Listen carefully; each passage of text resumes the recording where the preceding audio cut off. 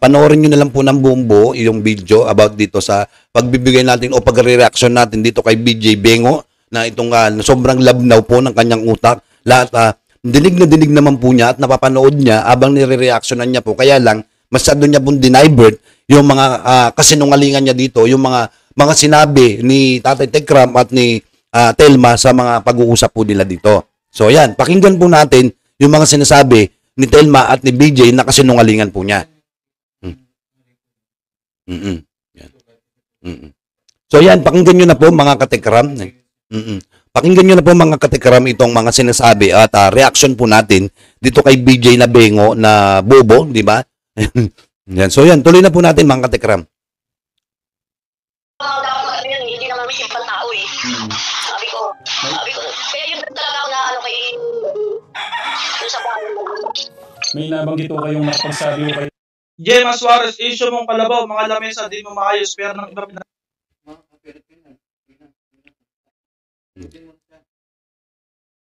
napakailaman. Ano hindi maayos? Hindi ka lang marunong magbasa. Marunong kami magbasa, BJ. Ikaw lang hindi marunong magbasa at mag-analyze. Naririnig mo yung mga sinasabi ni Telma at ni Tatay Tekram. Pero ikaw, anong sinasabi mo? Puro kasinungalingan lang. Diba? Binibigyan mo ng masama yung mga sinasabi. Dapat mag-focus ka dito sa issue about dito sa mga sinasabi ni Tatay Tekram. Dahil kasi si Tatay Tekram hindi pupunta dyan kung wala siyang nalaman. Diba? Dahil nga yan gusto ni Tatay Tekram na malaman kung sino, kung kanino galing yung chismis about doon sa nabalitaan niya. Diba? Tapos ngayon sabihin mo, wala kang binibigyan mo kagad ng masamang kahulugan. That's the reality. That's the reality kapag nalalaman. That's the reality. Sinungaling ka at budol. Yan ang reality ng buhay. Buhay mo kasi manluloko at scammer. Yun yung totoo. That's the reality, BJ. No, hindi ka marunong magbasa. Naandun, marami ang pinablik. Anong hindi marunong magbasa? Anong hindi marunong magbasa? Hindi nga ako nakatapos mag-aral pero marunong akong bumasa at mag-analyze at umintindi sa mga sinasabi mo. Paano mo sasabihin na hindi kami marunong mag-analyze? Tanga-tanga mo. Marami na akong post, marami akong video ginawa, hindi ka lang Marami kang post, marami kang video ginawa, pero puro katangan at pambubudol at pag-i-scam lang. Alam naman namin yung lahat Kaya nga tingnan mo, sa dami ng post mo, sa mga video mo, at saka mga in-upload mo, ay puro pang-i-scam. Hindi kami magre-react ng ganito kung hindi ka walang yan at pang-i-scam lang ang ginagawa mo pambubudol.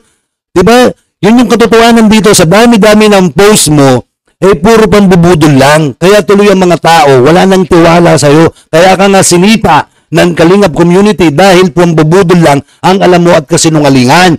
Matapos kang palamunin na buong buo sa mga palad nila, ganyan pa yung isinukli mo sa mga kamag-anak mo, bobo.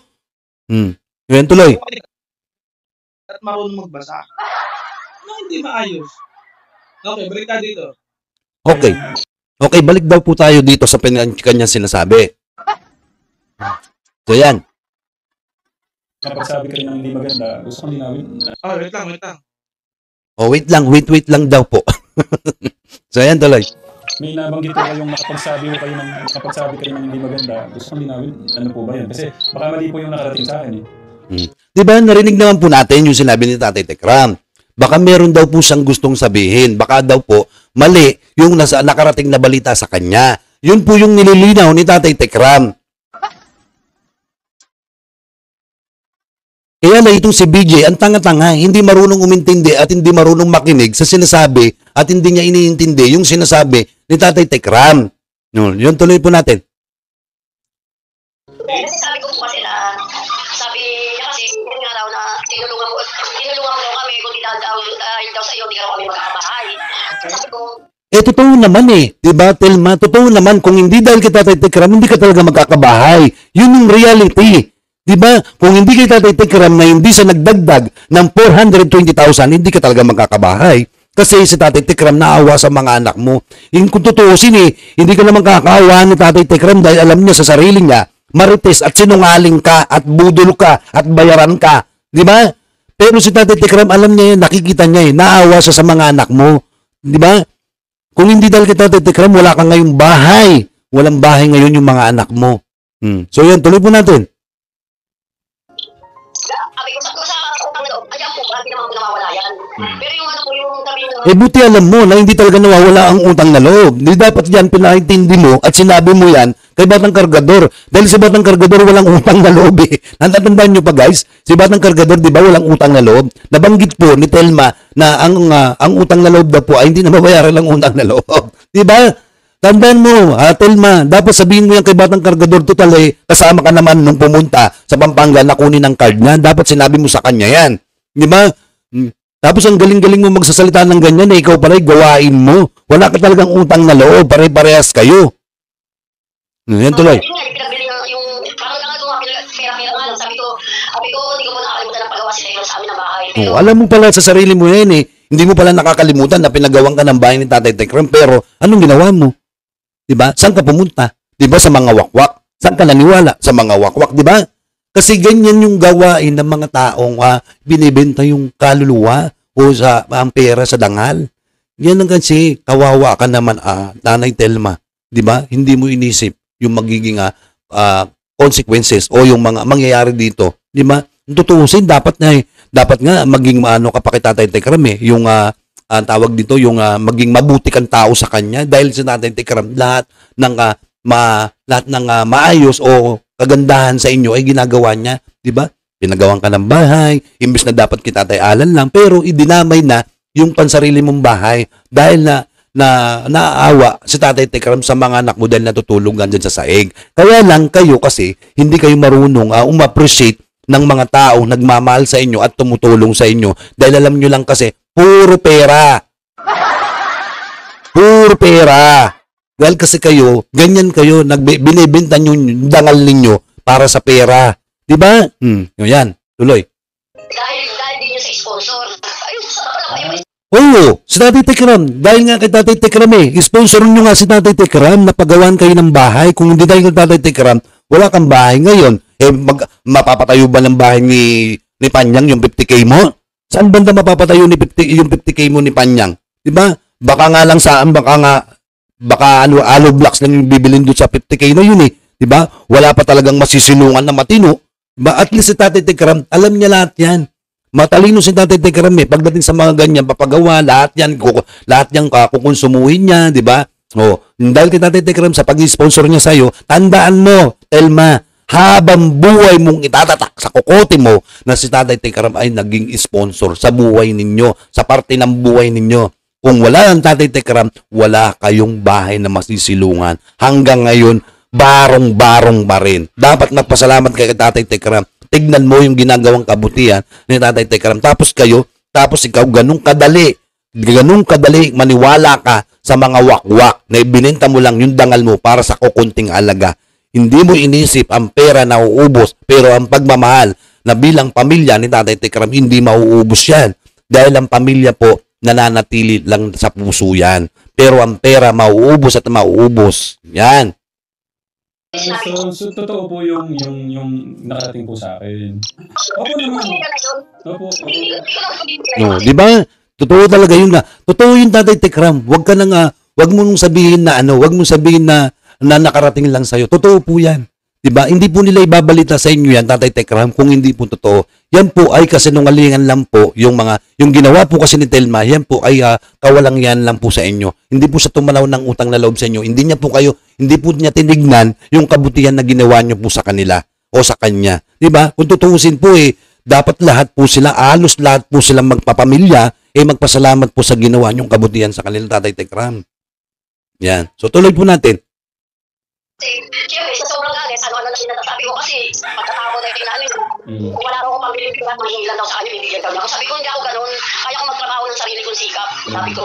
Kaya mo pala magtrabaho ng sarili mong sikap, dapat noon pa nagsikap ka na. Sana kung nagsisikap ka, noon pa sana napagawan mo na ng bahay ang mga anak mo. At hindi na sana nag-sponsor si Tatay Tekram sa inyo. Pero kahit paano, kailangan mo ding i-accept at buti nga, nandyan si Tatay Tekram na in-sponsoran yung bahay mo Nagkaroon ka ng bahay. Tapos sabihin mo, may sarili kang pagsisikap na sa buhay mo na kaya mo magtrabaho. Bakit ngayon, Di ba? Nasaan ka ngayon? Di ba? Eh kung nagtrabaho ka, nagsikap ka, di sana na nabigyan mo, hindi ko naman sa inaano ha, nabigyan mo ng magandang kinabukasan yung mga anak mo, nabigyan mo sana ng masisilungan na maayos. Di ba? Ganun yun. Pero kasi sa Tatay Tekram, iniisip niya kayo eh. Kasi nga, dahil iniisip ni Tatay Tekram na pamilya niya kayo. Di ba? Dahil pamilya kayo ni Batang Kargador, kaya nga, tinanggap at pinasok kayo sa puso at sa buhay ni Tatay Tekram. Yun ang wala kayo eh. Yun ang wala kayo, wala kayong puso. Dahil ang puso ninyo, wak-wak. Kaya ako nanghingi ng ano. Gemma, Okay na ba ito? Tama na. Suarez, resibo kailangan, prove your words, hindi puro salita, bobo. Sinong bobo? Nandun yung resibo, di mo ba nabasa? Prove your words, hindi ka talaga marunong magbasa, ano? Nandun na nga, Ikaw ang hindi marunong magbasa, BJ. Ako nga grade 3, marunong ako magbasa. Di ba? Ilan mo yung bunga nga ni BJ? Bilog na bilog ah. Alam na alam mong sanay na sanay. Sanay na sanay, di ba? Sabi nga ni Bal Santos Matubang, bakla ito. Sanay na sanay, tingnan nyo yung bibig nyo. nakapost na nga. Nakapin na nga sa page ko, nasa ano ko na rin, nandun yung resibo. Prove your words, sinasabi mo, ako pa sasabihin mo ng bobo. Totoo naman na bobo ka eh. Di ba? Bobo naman po talaga siya, di ba mga katekram? Di ba? Kaya nga tingnan nyo sa kabubuhan niya po, binenta niya yung dangal niya, di ba? Dahil lang sa gaming chair, at laptop, 60,000, di ba? Ganyan po yung mga taong bobo. Hindi po kasi nila iniisip na yung pera na uubos. Pero yung pagmamahal at pamilya, hindi po nauubos yan. Tandaan mo, BJ, bobo ka kasi. Wala talaga marunong magbasa. Masyado ka nang napag-iiwanan. Okay, balik tayo dito. Kaya sabi ko, di tayo Sige, tuloy. Hindi talaga magkabay, pero dahil this exposure yun. Yun ang talaga pagkasabi ko sa kanya. Kasi kung ba siyang Hindi kita inaaway, Gemma Suarez. May post na kasi ako doon. Hindi mo lang Anong hindi inaaway eh? Kaya nga mo siya sinasagot eh. Inaaway mo siya. Kasi ganyan ka, patula ka kasi. Pati mga sponsor mo kasi, tinitira mo, binabalahura mo. Di ba? Winawalang mo kasi yung mga sponsor mo. Alam naman namin yan eh. Di ba? Huwag mo sabihin na hindi mo sila inaaway. Sponsor mo nga si Ma'am Flora Nevins. Anong ginawa mo sa kanya? Di ba binalahura mo? Binalahura mo dito sa SOCMED. Dinrag yung pangalan niya. Tapos sabihin mo, hindi mo siya inaaway. Ganyan ka. Ikaw ay isa kang taong troublemaker. Pare-pares kayo ni Apple. Di ba? Ni Apple, ni Telma, si Dising Wakwak. Lahat kayo troublemaker kayong lahat, pare-pares kayo, walang tulak tabigin sa inyo. Literal kayong mga walang niya, mga bastos, mga walang utang na loob, mga siraulo. Di ba? Tuloy. binabasa. Nandun din yung resibo. Oo, hindi naman yung naka-private, naka-public yun. Paano naka-public eh? Di ba? Alam naman namin yun, nakita na namin yun, napanood na namin lahat yan, kaya nga alam namin sabihin lahat eh. Diba? Hindi namin masasabi to at hindi namin masasagot yung mga sinasabi mo na yan kung hindi namin napanood. Alam namin yan, BJ, may nakita nga kaming pagkakamali sa mga video na in-upload mo. Kasi nga, budol ka. Paano pa kaming maniniwala eh? Isa lang na magpapatunay, itong kalabaw na nga lang eh, di ba? Itong mga kalabaw, ginawa mo, ginamit mo ng content. Di ba? Na kesyo, pinakita mo yung dalawang kalabaw na dalawang baboy. Kawawa naman yung mga tao, kailangan pa nilang paghirapan. Di ba? Beneficiary mo sila, kailangan pa nila na tawag dito yung na pagsikapan o tawag dito yung wait lang. Yan, tuloy po natin. Pinaghirapan, di ba? Pinaghirapan naman lahat eh. Di ba? Kaya nga beneficiary, dapat tulungan mo sila. Huwag mo silang gawing alila ng pagkatao mo. Kasi pangit yun eh. Inaalila mo muna sila bago mo sila tulungan. Di ba? Kung ikaw ay charity vlogger ka, lahat ng beneficiary, benefits, ibibigay mo sa kanila, hindi yung ikaw ang magbe-benefits. Magpapalaga ka ng baka, ng kalabaw, pagkatapos ikaw ang makikinabang. Hindi ganoon, BJ. Ang unang makikinabang, yung nag-aalaga. Pati ultimo sa baboy na nga lang eh. Di ba? Binudol mo din. Ultimo 300 pesos, binudol mo. Imbis na ibigay mo na bumbo kay tatay, yung pera, binawasan mo pa ng 300 para sa iyong kapritsuhan o baka sa iyong kabudulan mo. Hindi kita inaaway. Huwag ka magalit, huwag ka magtatampo. Ipatato niyo na ang mukha niyo sa pera. Nako. Wala. Dapat ipatato mo sa pagmumukha mo, dyan sa mukha mo, yung 2.7. Kasi yan lagi yung hinahanap mo, 2.7 eh. Ipatato mo dyan sa noo mo at sa mga mukha mo, yung 2.7. Lagay mo dyan, 2.7. Diba? Yan dahil yan ang hinahanap mo, pera eh. Kasi mukha kang pera, bobo. BJ, diba? Mukhang pera, gahaman ka sa lahat ng bagay. Scammer ka. Diba? Scammer na, baboy lang, kalabaw lang. Diba? Man o 300 pesos lang, binubudol mo lahat, lamesa, nandyan na eh, totally package lahat eh, complete package lahat. Lamesa, 12K, diba? Computer, 35K, diba? Okay. Nakita niyo yung comment niya, napaka-nonsense na. Bakit namin ipapatato? Ba't kami utusan magpatato? Eh, ikaw ang magpapatato, ipatato mo sa pagmumukha mo yung 2.7 kasi lagi mong hinahanap para hindi mo nga makalimutan, di ba? Para hindi mo nga makalimutan yung 2.7 dahil hanggang sa matutunan, kalkalin mo yung septic tank. Tapos doon mo makikita yung 2.7. Tapos kung hindi mo pa rin makita ang 2.7 doon sa septic tank, patato mo dyan sa noo mo at sa mukha mo yung 2.7 para kahit natutulog ka kung saan ka pumupunta ng parte ng Pilipinas, lagi mong maaalala yung 2.7. Kasi nakatato na sa pagmumukha mo. At makikita din namin yung 2.7. BJ. Ito pala si BJ na 2.7. Halimbawa, makakasalubong ko siguro sa daanan. Tapos na nakikita ko, nakatatak sa kanya, nakatato sa noo niya at sa mukha niya, yung 2.7. Ito pala si BJ yung naghahanap ng 2.7. Kaya pala hindi niya makalimutan yung 2.7 dahil wala po siya lang incentive. Yan ang totoo, BJ. Diba? Nakakatuwa na masasalubong mo sa kalsada, itong si BJ nakatatak sa kanya yung 2.7. Tapos lagay mo dyan sa baba mo yung pangalan ni Dave. Para hindi ka nila makalimutan. Diba? Ganyan tuloy po natin kasi nakakatuwa kasi si BJ, papatato niya na daw yata yung papatato niya na yung 2.7 million. Kasi laking pera nga naman makikinabangan niya ng gusto. So yan tuloy. Wala kang katato sa katawan.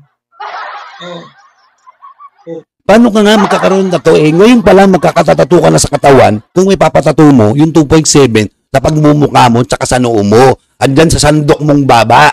Diba? Sandok. Mangga. Diba? Ayan. Tapos ngayon, puro pera. Mangga gamit. Puro ka pera. Puro pera lang binubuka mo sa bibig mo. 2.7. Diba?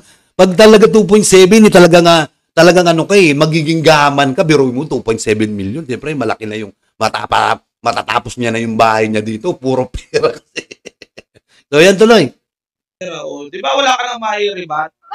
Nakita niyo kung ano ka nang sa yung comment niya. Paano wala kaming mairibat? Ang dami naming mairiribat kasi sa'yo. Dahil alam namin na ikaw ay budol. Paano doon pa lang Kaya hanggang ngayon, sinasabi namin dito, budol ka. Hindi wala, di ba? Kinahihiya ka nga na kabarangay mo dahil budol ka Di ba? Isang kabastusan sa'yo, sa barangay mo, na isang tao pala sa kabarangay nila ay budol, scammer. Di ba? Pag sinabi mong hindi marunong magbasa, nagre-react. Nakita niyo yung response niya, wala na. Ikaw yun. Hindi ka marunong magbasa kaya nagre-react ka ng ganyan. Sinasagot lang din namin yung sinasabi mo. Di ba? Kawawa ka naman. Kasi naandun naman nakapublic naman. Naandun lahat ng resibo. Ayaw lang puntahan. Anong nakapublic? Wala naman kami nakita nakapublic doon yung mga resibo. Ang resibo, BJ, mismo nang gagaling sa mga mga pinagbibilihan mo, hindi yung resibo lang na sinasabi mo yung video na yan. 'Di ba? Kumbaga sa mga doktor, reseta, ipakita mo yung reseta na legit na reseta, hindi yung gawa-gawa mo lang na pambubudol mo. Ayaw lang basahin, gusto mo lang maging basher ka habang buhay. Ikaw yung basher ni Tatay Tekram habang buhay. Kasi hindi mo ba nakikita ang itsura mo? Sa pagiging basher mo, nakakalimutan mo ng matulog, tapos yung paglamon-lamon mo dyan, hindi mo na tinitingnan yung itsura mo, kung ang dugyot-dugyot mo lang kumain, para kang batang maliit na kumakain, di ba? Nandyan sa babig mo, kalat-kalat yung mga kinakain mo. Ikaw yung hindi na natutulog Wala ka na yata tulog-tulog, diyan ka na yata lagi sa live mo eh.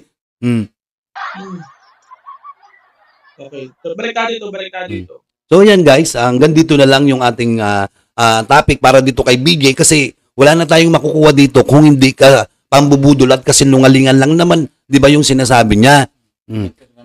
Yan, magpapasalamat ako sa inyo sa lahat po ng katekram. Maraming salamat po sa inyong walang sawang pakikinig at sana po lagi po natin tatandaan at suportahan yung bawat video po na ina-upload po ni Tatay Tekram sa kanyang channel ay lagi po nating panoorin, marathon, i-share at i-like po natin yung mga video po ni Tatay Tekram at sana po ay huwag kayong magsawa sa lahat sa aming mga vlogger ng Tekram community dahil po sa inyo nandito at nananatili kaming sumusuporta at pinaglalaban po namin yung katotohanan para dito sa kasinungalingan ni Batang Kargador at nitong si BJ at nitong si Panya. Sana patuloy po nating mahalin at suportahan sa Tatay Tekram. Yan lang po. Maraming salamat po sa inyong mga katekram.